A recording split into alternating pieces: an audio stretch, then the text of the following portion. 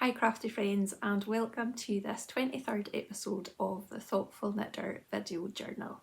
My name's Ailey and I'm coming to you from my home in the far north of the Scottish mainland. I have now repeated that sentence approximately 12 times because no matter how many times I record these, it doesn't get any easier. I get more and more nervous, in fact, and it's always worse if I've left it too long between recording, which I have done again. So I'm hugely grateful to anyone who has been here before and has decided to come back, especially with my lengthy absences between uploading episodes. And if you're new, welcome in. I hope you find something here that you can connect with and that you'll enjoy what you see. Today's episode is going to be a little bit different. First things first, I must say, if you can hear that outside, my neighbours are having windows and doors fitted and there has been workmen there all week. Slightly quieter today, but there have been drills and things going on, so fingers crossed it's not too noisy. We're starting to lose daylight, so hopefully they will be packing up quite soon. Okay, now I can't remember what I was talking about. Today's episode, that's what I was talking about. It's going to be a little bit different. I really just want to tell you a couple of things about some make-alongs that are coming up. One that's ongoing, another one that's coming up. The Korean Mal is coming back for December, January and February, so I'll tell you about that later on. And I will be recording a regular format episode sometime in the next 2 weeks. It'll definitely be out in early December, and it will be all about what I've been knitting over the last wee while. It will definitely be happening then because I will need to give away what I've been knitting. So for anyone who hasn't been before, you might want to check out my festive knitting episode that I did back in September, and it'll explain why everything that I've been knitting recently will be getting given away. So yeah, that'll be in the next episode. This one I really want to concentrate on telling you about the wool and walking trip that we were away on. I know that might not be for everybody, but I do think that most people enjoy a stash enhancement video. I don't personally, but just because I've got no self-control and the more things I see, the more things I want. So I don't tend to watch those, but I know a lot of people do. So there'll be that element, but there will also be chat about what we got up to, and also to let you know that we are talking about doing another trip next year, and I will let you know later on again how you can get onto a mailing list to find out more about that. So if any or all of that sounds good to you, please just carry on watching. The video is divided into chapters, so you can skip around wherever you like. There are time chapters down in the description box down below, and I think if you're on TV you can probably just press the forward button and it'll take you to the next chapter. Anything I talk about will also be in the description box, and if you would like to follow me anywhere online apart from here, I will put up my social media links here. The last thing that I wanted to tell you about before getting into what I'm wearing and all the other things that I mentioned earlier is that this video is very kindly sponsored by Serious Readers, who are the makers of the Serious Lights range. Now, people who've been here before will know that I have a high definition Serious Light and I've had it for about 6 months. And you've probably heard me wax lyrical about how useful that's been for my crafting, especially working with darker yarns, and very much now that we're into the darker nights, it has been coming into its own.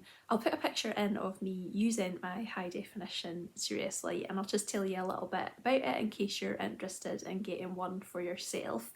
There are 3 different lights in the range that all 3 have daylight wavelength technology, which means that they replicate the daylight spectrum as closely as is technically possible. and in that range there is the classic light, the Alex light and the high definition light. Now I have the high definition light. All three of those come in desk and floor lamp sizes, and they also come with a 5-year warranty. They're all hand built down in the southeast of England in Aylesbury, and Serious readers have very kindly offered a discount to viewers of this channel. So you're able to get £100 off of the high definition light with the code TTK24. I will put it on the screen. And if you're in the UK, you will also get free delivery with that. I would say though that if you're watching this in November, it would be worth checking out Serious Readers Black Friday deals, because I just noticed the other day that they have discounts across the range, not just the high definition lights, and they also have £150 off of the high definition light rather than 100. But if you're watching out with November, then definitely stick with the discount code that I've given you here. I really hope that some of you will take up that offer, because I've found it to be a really useful tool for my crafting, and I do not get commission, so I'm not on a sales push here. I just really do think that they are worth buying. Obviously a considered purchase, but they do make life easier. So let's get on to what I'm wearing. The light is changing here, so this might not go well. I might have to stop recording quite soon and start at another point. It is just after 3 o'clock in the afternoon, and the sun is starting to set. Let me check when sunset is just now, because it's really quite early, I think. Yeah, sunset is at 4:22, so it's only half an hour away, so we are in golden hour. Although by the looks of my screen I look like I'm in Casper the Ghost hour.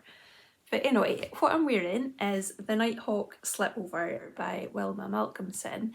It came from one of the Shetland Wool Adventure journals. Can't remember which one, I think it was movie number 2. And I knitted this coming up for 2 years ago. It was probably early 2023, I think. And if you watched my last episode, you might recognise these colours, or shades should I say. These are all natural shades of wool, and the leftovers from this garment are what I knitted my brother's cushion out of. I bought far too much yarn based on what the pattern said and had loads and loads of leftovers. Okay, change of lighting setup. Hopefully there aren't too many reflections on these pictures up here. Several hours have passed since I was recording, and I've now resorted to, what are they called? Fake lights. And it's pitch black outside, and I am several hours more tired, so I am more likely to be speaking nonsense. But let's give this a go while I am dressed and ready for it. Okay, so I was telling you about this slipover. So my thinking when I was choosing a palette for this garment was that I really wanted to work with natural shades, and I had a picture, which I'll put in, but also my mum I think has the original garment, of a tank top that my nana had made for my dad many moons ago, and it's not made with natural shades, it's definitely like a dyed black and things in it, but I really liked that kind of graduation of white to black, and I wanted to kind of make something similar. So I thought I would use the Jamiesons of Shetland Spindrift Naturals to get a similar kind of palette. So yeah, that's the background of why I went for a kind of monochrome garment. I love it, it's really versatile for my wardrobe and goes with lots and lots of things. Yeah, so I'll tell you a little bit about my knitting experience. I will put a picture in of me wearing it.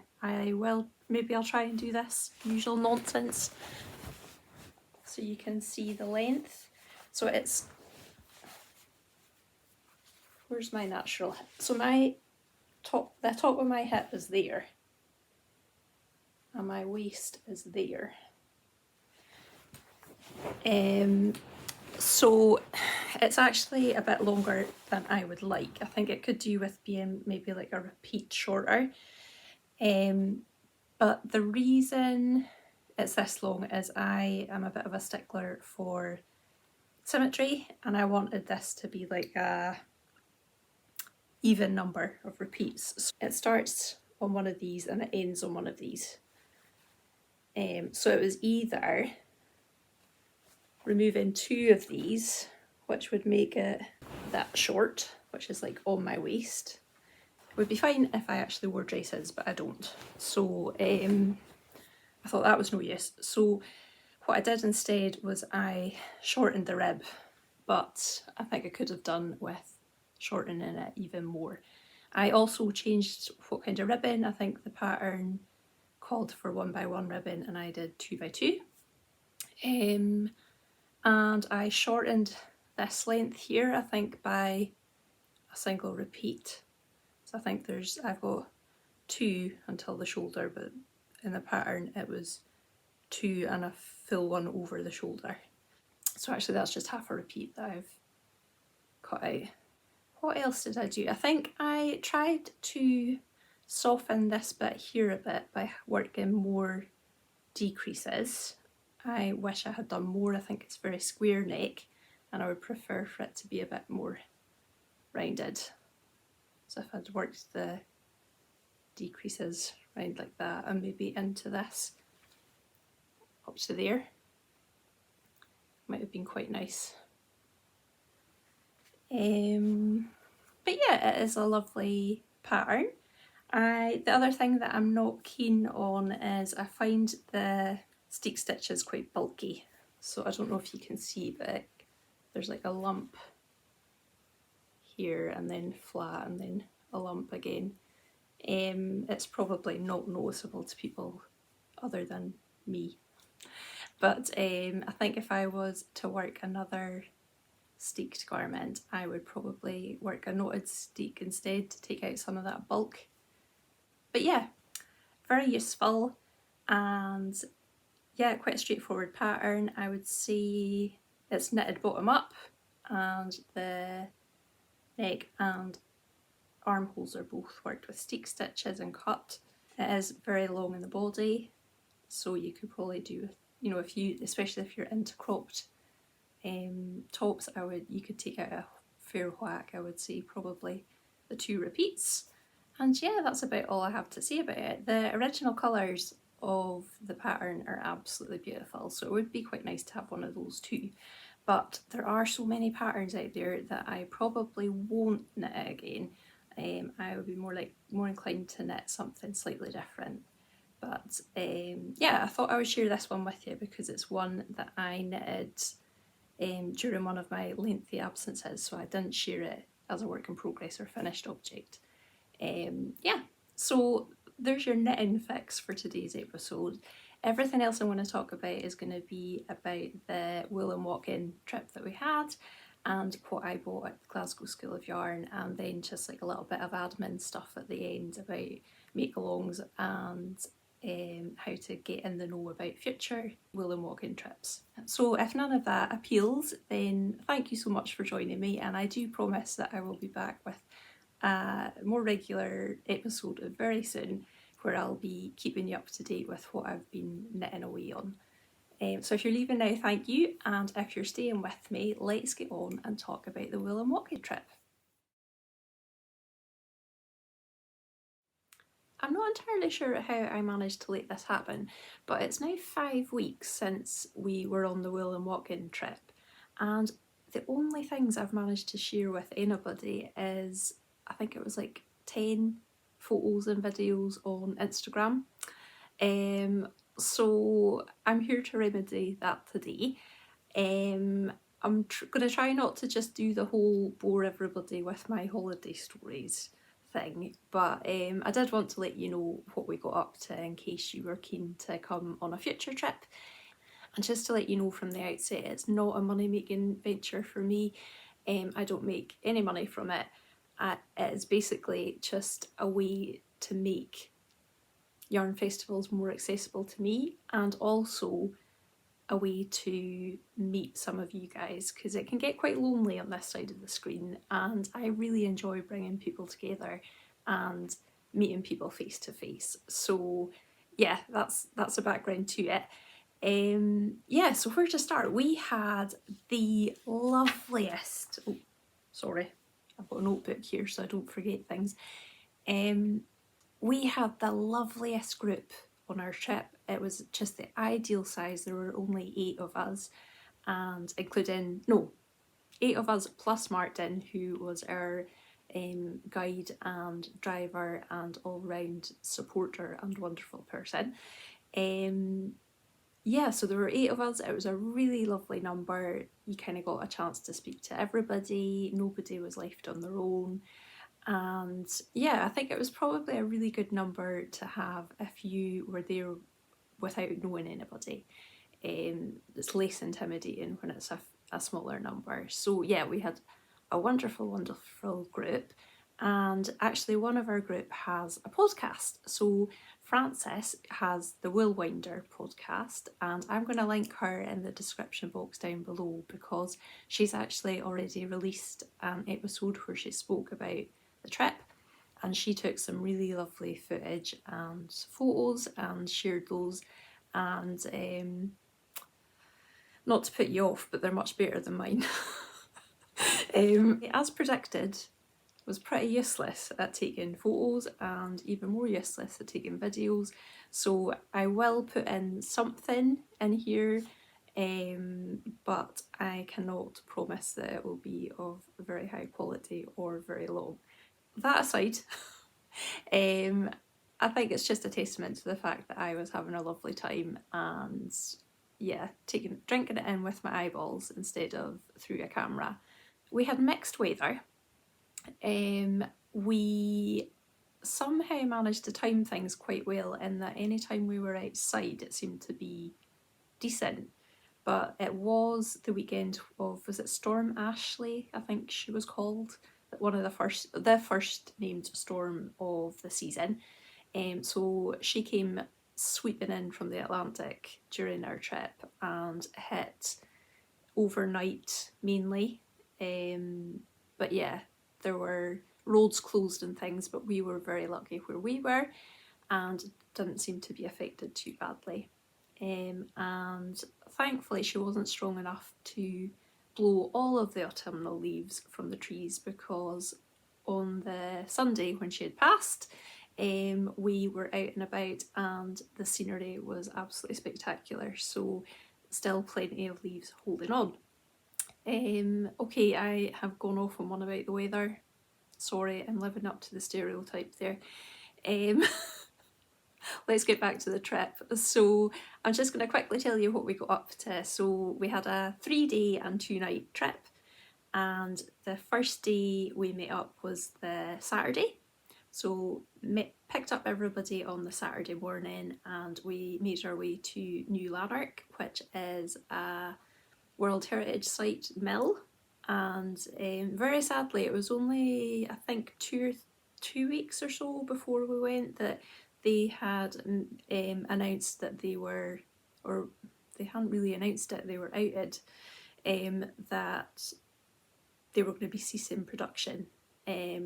So it was a beautiful place to visit. The ambience was absolutely beautiful, scenery glorious, but I would say I was quite disappointed in the visitor experience while we were there. For a World Heritage Site, I would have expected a little bit more in terms of interpretation of what you're seeing.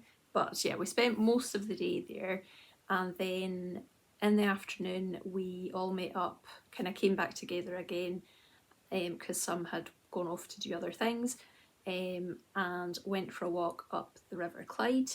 At that point I actually went off to the van and tried to have a sleep, because I had had about 3 hours sleep the night before. I'm kind of regretting that choice, because when I saw the pictures that everybody else took, I was very jealous of the scenery. It looked absolutely beautiful. It was up the Clyde Valley.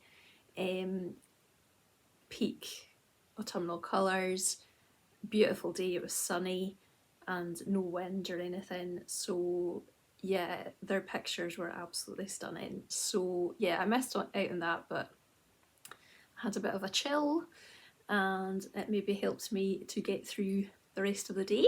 And yeah, we then moved on to our hotel, which was in Biggar in Lanarkshire, and had a meal all together. And at that point I dished out the goodie bags. So part of what I did ahead of the trip was I had a budget to put together a goodie bag for everybody, and that was a really fun process. I'm gonna pop in, by the powers of video editing, I'm gonna pop in me in the past, showing you what's in those bags because I no longer have them and I didn't make one for myself. So I had a really good time putting together some favourite things to share with the participants. I had a set budget, which obviously I went over because I can never stick to a budget. But I got a few little bits and pieces, mainly from local makers who I enjoy, and I wanted to share it with other people. So I started off with asking Harriet, who is Wildwood Stitches, she makes project bags. I asked her to make an autumnal themed notions pouch for me, and this is what she came up with. How cute is that? Oh my goodness. It's got her badge on that she always has, little hedgehog, beautiful autumnal colours. The inside is fully lined with leaves. Don't know if you can see that well. And pumpkins, sycamore seeds. It's a decent size for an oceans pouch. When it came back it was bigger than I expected it to be. I think I thought it was maybe going to be about that size. It's got a beautiful, you can't see it in this light so well, but it's a really deep chocolatey Harris tweed on the bottom here. And in this little pouch there is also a little stitch marker from Ode of Baubles and Berries. She has sets of 3, but she very graciously agreed to my request to put them on separate backends, so everybody gets a wee sheepie. They come in different colours. There's a dark one, a murret one like this, there's a white one, and there's a kind of fawny coloured one, which I can't remember the term for. So stitch marker. I also bought some wool and balled it up into 20g minis, and this is the Scottish Yarn Festival's 4-ply. It is their own clans range that they have, and this is in the colourway Beard. The reason I went for Beard is that we will be staying in Biggar in Lanarkshire, and from what I can understand on the internet, although it seems to be there seems to be questions around it, the ancestral seat of the Beard clan is close to Biggar in Lanarkshire. So I have balled up 20g minis for everybody. They are, so it's slightly thicker, a heavier weight 4-ply fingering, so it is 350 meters per 100 grams. So in the 20g little ball there should be about 70 meters, and it's a lovely blend of 80% Shetland and 20% Cheviot. So all of the Scottish Yarn Festival yarns are grown in Scotland and then milled in Yorkshire. So that's a lovely one. I thought it would be a good neutral colour that nobody could really take offence to. I also included one of these, which is one of my favourite accessories that I use, or notion, is that the word? It is a yarn cutter. It is ideal when you're away somewhere and you're not sure if you're allowed scissors, because it's got a tiny little blade, but it's you can't get into it other than getting something in there which fingers can't fit into, so it's very safe if you sit on it. I actually came across it, one of my friends who is not a knitter but appreciates a wool shop, found it, and I think she bought one for her mum, and her mum loved it, so she got one for me as well. And honestly, I've used it pretty much every day for the last, oh, I don't know, 8 years, and I have a second one for my other notions pouch, so I thought I'm going to share the love and give everybody one of these. And the final thing is in this wee packet here. Look at that. Oh, you can't really see it, but I got a little sticker made up with the thoughtful knitter, and I also got a wee badge made. Wee being the appropriate word. Don't think I quite realised how small 1 inch by 1 inch would be. I don't know if you can see that. It says Will and Walking, and it's got the thoughtful knitter and Roman Scotland on it. So everybody who has gone will have a tiny wee badge that they can put on their, keep in their notions pouch, put on something else, and just a wee memento of the trip. So I am really looking forward to seeing what everybody makes of them. Okay, I'm back. So I hope you liked those little goodie bags. I had a great deal of fun putting them together and really enjoyed showcasing some of the local talented makers. Yeah, so that was day 1.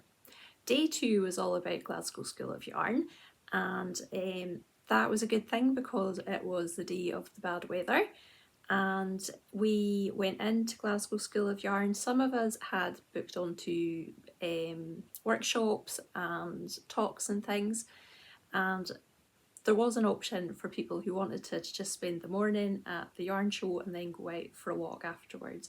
I didn't do that myself because I completely overloaded myself.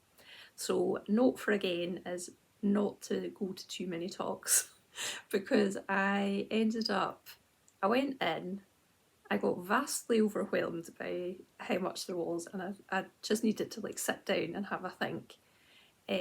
So I sat down, but instead of having a think, I had a chat, and then I had booked myself onto a talk. So I'd gone to a talk by Graham of Caithness Yarns, which was absolutely excellent, and I'm glad I went to.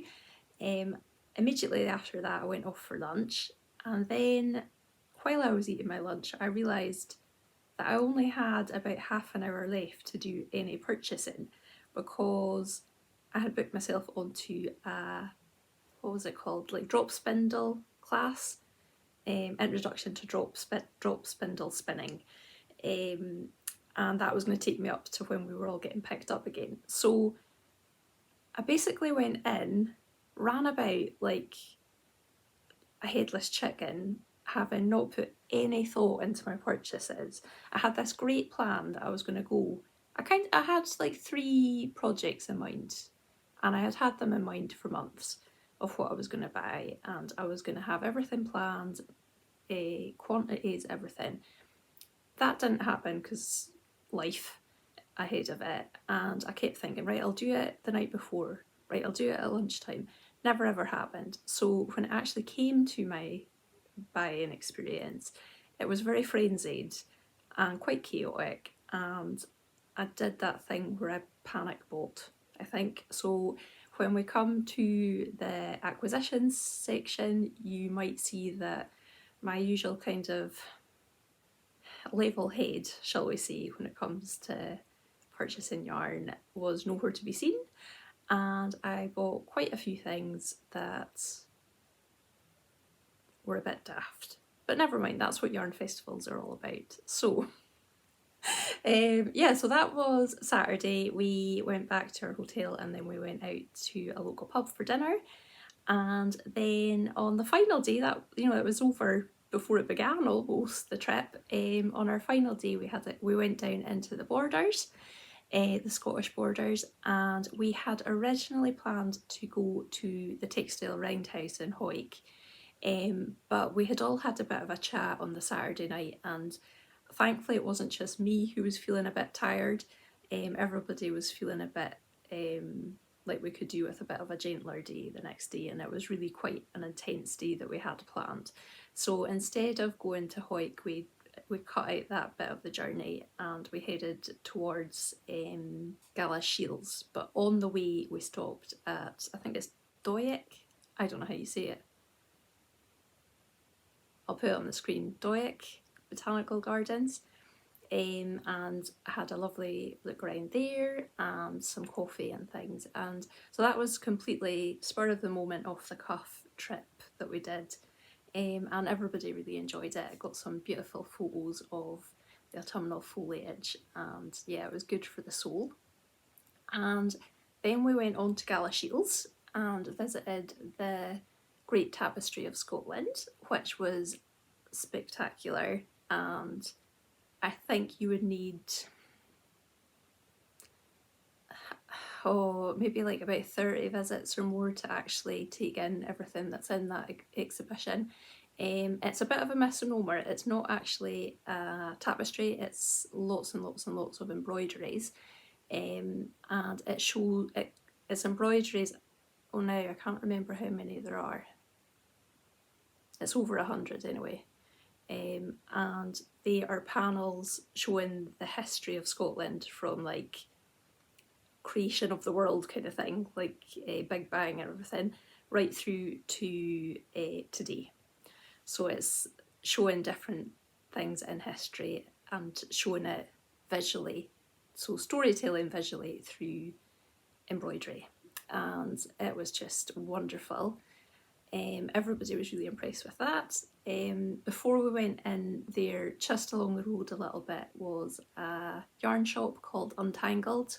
Wait till I check it out. Yes, Untangled Yarns. So we went in there and one of our number made a purchase, and they were really kind. They also dye their own yarn as well, and they showed us through the back where they do their dyeing, and they have like a table there where they do classes and things.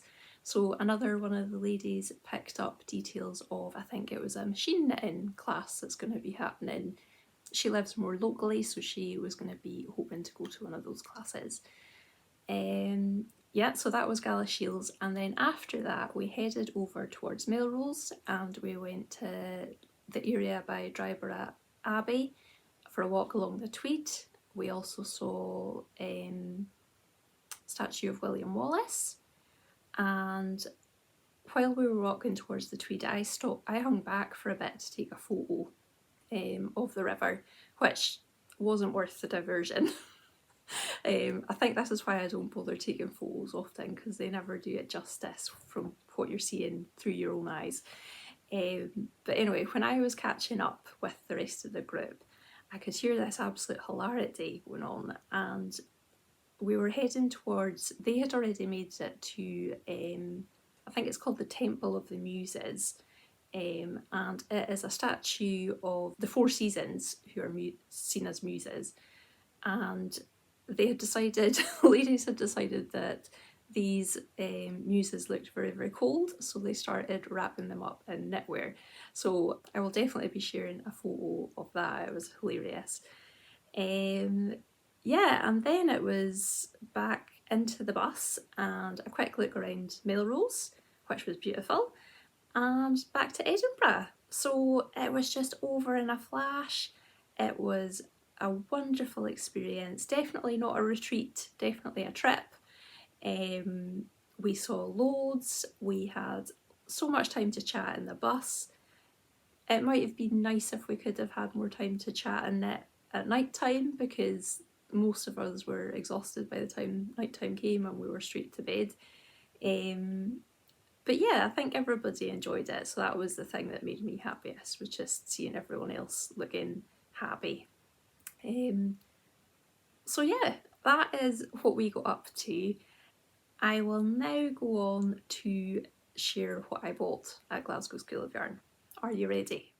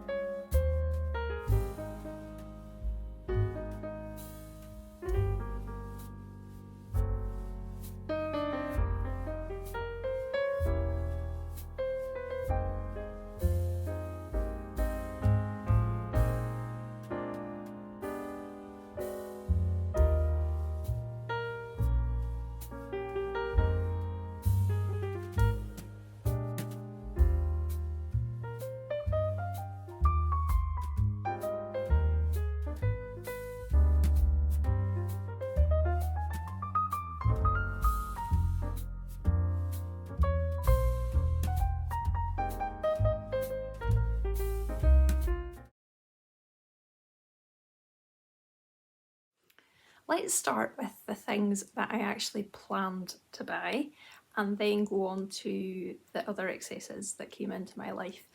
I mentioned that there were 3 projects that I wanted to buy for. So one of them was I have some yarn, some variegated yarn that I want to use as a contrast in a timely cardigan by Libby Johnson, who is truly Myrtle. And I was looking for a main colour to go with it, and I had noticed that Lammermuir yarns were going to be at the festival, and I thought, oh, their Shetland would be a good match for this contrast colour, and quite a good in terms of yardage and things as well. So I had thought, right, I'll make a beeline for them, I'll buy from them. So that was one thing that I was going to buy. Another was going to be some yarn to make a Stella quilt cushion, which is a pattern by Laura Penrose, and a pattern that I had in my wish list on Ravelry, and one of you lovely guys actually bought it for me, so that was just, that made my month. In fact, it's probably made more than my month at the time. That was really, really kind. I have thanked you, and but I just want to thank you again. It was a lovely thing to do. I'm not hinting to anyone else, by the way, just in case you think I am.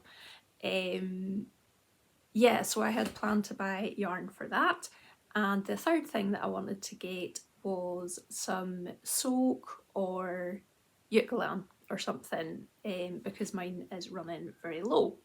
So out of those 3, I absolutely, completely and utterly forgot about the Stella quilt cushion, so that was a fail. The soak or eucalyptus, all I could find was tiny little bottles of eucalyptus and nothing else, and I thought, well, that's not really what I'm looking for. So that was another fail. And then the Lammermuir yarn, Shetland yarn, I actually did buy, but I misread the pattern, couldn't get my brain to work. Well, actually, I did read the pattern, but it wasn't very clear. It told you the meterage in total rather than the meterage of each colour. So you had to kind of read quite far into it to find out what the meterage of the main colour was. I think it told you the full meterage and then later on said it's 60% one and 40% the other. So my frazzled brain could not cope with that, and I ended up with far too much. So I've bought enough for a full garment here, but this is what I've gone for. And it's a kind of oatmeal colour, almost like a greyish oatmeal. I think that's quite true to colour there. It's very lovely. So I've ended up with 4 of these. And they have 380 metres per hank. So yeah, that's definitely far more than I need for a striped cardigan. But that's fine, I can just use it as a second colour in something else. So this was a success-ish, an excessive success. And then everything else, oh no, there was one other thing that I kind of thought I might buy, and that was this. It's a pin loom, mainly because I want to use up some of my leftovers, and I'm a bit over the mitered square blanket that I've had on the go. So I thought this might be quite a nice change of direction to use up some of my leftovers. So yeah, I've had this on a kind of wish list for a present for a couple of years now, so I thought, while I saw, what were they called, Weft Blown, they stock a lot of weaving and spinning supplies, so I saw they were there and I thought, right, I'll get this. So that was kind of planned as well. Everything else was definitely spur of the moment. I came away with a Glasgow School of Yarn tote. It's got the dates for this year's festival, and it's got their rolls. They have a different Macintosh rolls every year, so that was a design for this year. So that'll be useful, although I have an awful lot of tote bags, so I definitely did not need another one. It was more that it was quite nice and I could do with a shopping bag. So yeah, I don't regret that one. Next thing was from the Berlin Yarn Company. This was a kind of accidental purchase, but kind of not. I knew they were going to be there. I knew I wanted to see what they had. I was kind of thinking about they've got a garment and testing at the moment called the North Star or the Polar Star sweater, and I really like the look of it, but obviously it's not released yet, so I don't know the meterage or anything that's required for it. But what they did have were lots and lots of samples of patterns that have been released already and knit in their yarns. So I kind of ended up with this one here, which is Corn Marigold. Yeah, it's quite a good, that looks like the right colour. It's kind of like a spring green.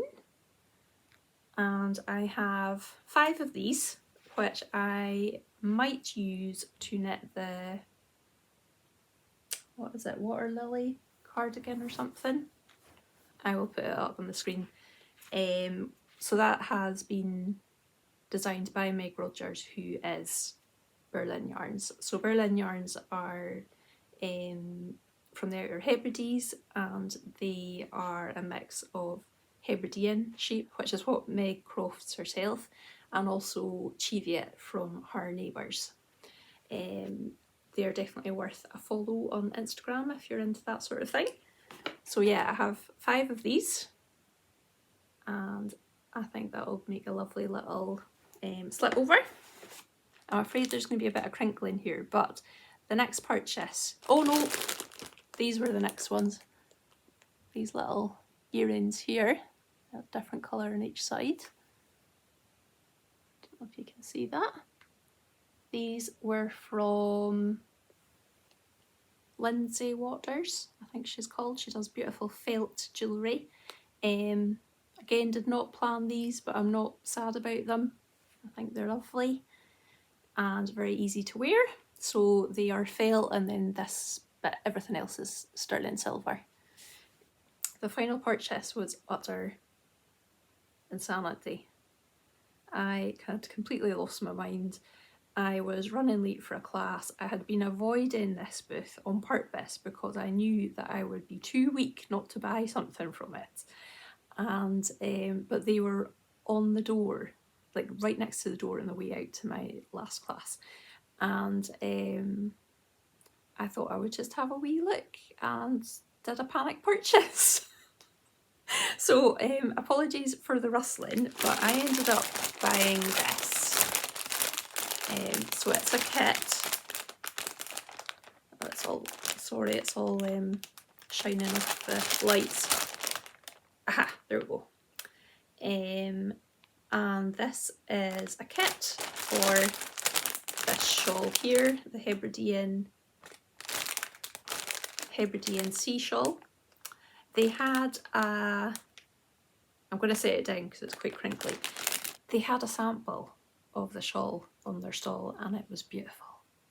And I thought it looked really fun to knit. Yeah, so you can see here that they have these lines that have, it's like a knit stitch, but one side is in the white and the other side is in the blue. And I also like this slip stitch detail going in the cross green against it.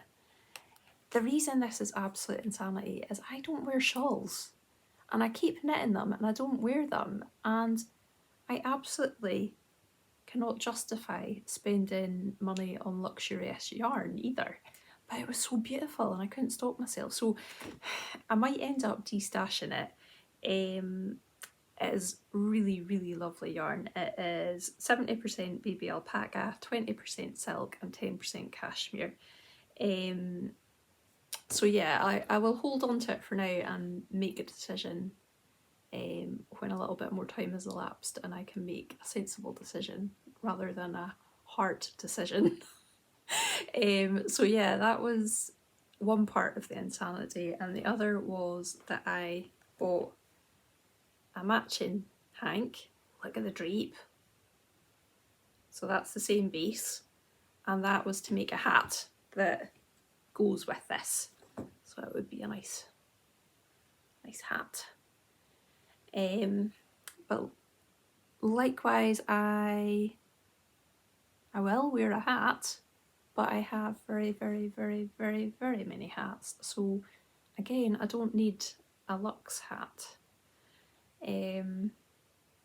So yeah, I know I'm not the only one who makes rash decisions at yarn festivals, so it could have been worse. And yeah, that was everything that I bought. I also will show you my spinning attempts. Let me see, these are the end bits, so it just got pulled off of the spindle, so you can't really see. It came off in a circle and I've done nothing with it. We came away with fibre, and I actually gave mine to somebody else because I thought, no, this isn't for me. It was fun, but I don't think the drop spindle is for me. I didn't really like the having to twist with one hand and also pull at the same time. I think I would quite like to have a shot of a spinning wheel possibly at some point, but I kind of went in hoping that it wouldn't be for me because I already have too much yarn to knit and I don't really want to be producing more yarn that I won't knit because I'll be too busy spinning. So I was quite relieved when I thought, nah, I don't think the drop spindle is for me. But I'm glad I tried it, and the time just disappeared in that class. Like, it was an hour and it ran over by about, I think, about quarter of an hour, and nobody noticed because we were all just in the moment, totally absorbed. So yeah, it was good fun.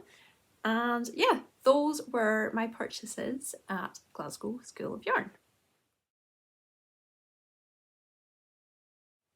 Righto, we are coming into the home stretch now. There's just a few things that I wanted to tell you about. The first is that I am speaking to Martin of Rome in Scotland about running some more wool and walk-in trips next year. Nothing is set in stone yet, but we will be chatting probably to come together with more details next week. So what I will have done, I have not done yet, but I will have done, is I will have added a link down below where you can sign up to join a mailing list that will be specifically about the wool and walk-in trips. So if you're interested at all, then do please just sign up to that. It's going to be on MailChimp, so it'll have the option that you can unsubscribe if you're not interested. So it will be fully GDPR compliant. So yeah, that's the first thing to say is if you would be interested, please do just sign up for that mailing list. I think, I can't speak for the others, but I definitely thought that the trip was very well priced. It wasn't expensive, and it was quite a good pace. Obviously I found it tiring, but I find day-to-day life tiring, so that's not surprising. And like I said, it's not a retreat. There won't be, a lot of sitting around and relaxing. It's definitely an active holiday, an active trip, but the walking element wasn't too taxing, so I wouldn't be put off by that either. I really hope that some of you would like to join me in a future trip because I had just an absolutely wonderful time, and like I said, it's nice to meet people and to actually interact in real life, and rather than me just speaking to myself on this camera. So yeah, keep an eye out for that. I will send information out initially to the people on the mailing list, and then I'll probably have something on an episode after that, and at the same time as releasing it on the episode, I'll probably put it onto Instagram. So there's a few different places you can find out about it. And the only other thing to say is that there is a Caledonia KAL make along going on at the moment, very low key. I will put all the details in the description box down below about how you can take part. Basically, it is working with either or both a pattern or materials that have originated in Scotland. So a designer who calls Scotland home, or materials that have been produced here or grown here. So if I were to take part with this, that would definitely count, because this is a Shetland designer and Shetland yarn. So yeah, it's just really about celebrating all things Scottish, and there will be prizes for that one. Like I said, I'll put all the details down below, but you can take part on Instagram and Ravelry, or by emailing me directly. And the other thing to say is that in December I will be bringing back the Curry in Mal, so this will be the 3rd year running, and it's really just something that I do for my own well-being as much as anything else. I really struggle in the winter months and find that I just want to hibernate, and yeah, I don't do well with the dark. So to make things a bit easier, I have started doing the Curry in make along, where I work exclusively, if I can, on projects that bring me joy. So either they're things for me, or they're things that, you know, they might be like a little toy that I give to a niece or a nephew, and I know that it's going to be really quick and it's going to bring a lot of joy. So I'm thinking things like people's advent projects would fit in very nicely to that. So yeah, if it's something you'd like to take part in, again, I'll put all the details down below. I got a notification on Instagram the other day to say that they are no longer allowing you to follow hashtags. Now, I think that means that you can still use hashtags, it's just that they won't come up on your feed. But I will be introducing more ways of taking part because of that. So there will be Instagram, there will be a Ravelry group, and there will be emailing your entries to me as well. And I would say that if you're using Instagram, next time I'll share all the hashtags and everything, because I haven't worked that out yet. But if you are using Instagram for this, or the Caledonia KAL, I would say if you don't have a public account, I'm not going to see it. So what you could do is take a screenshot and send that to me as a direct message, and I'll know that you've entered. But if you have a public account, would you please tag me in the picture? Because even if you tag me in the comments, I don't always see them, and I know that because there are people who I follow who I've seen tagging the Thoughtful Knitter, and I've never gotten a notification for it. So yeah, I would just say Instagram is not as user friendly as it used to be, and isn't quite as good for community based things as it used to be. So yeah, I'm trying to think of ways that you can take part and still have your work seen by others. What I might do, if it was okay with you, is anybody who enters with a work in progress or a finished object, I might do like a wee gallery of entries like I did for, I think it was the Eclectic Crafting make along way back about 3 years ago. I might do something like that, so I would have a wee gallery of photos at the end of an episode at some point. If you don't want me to do that with your photos, do just let me know. Yeah, so I think that's everything. I have whittered on at 100 miles an hour, so I think I will leave you there, and I will tidy up this mess of purchases and other things, and I will see you very soon. Take care of yourselves, please, and thank you so much for being here, especially if you've made it to the end. Bye!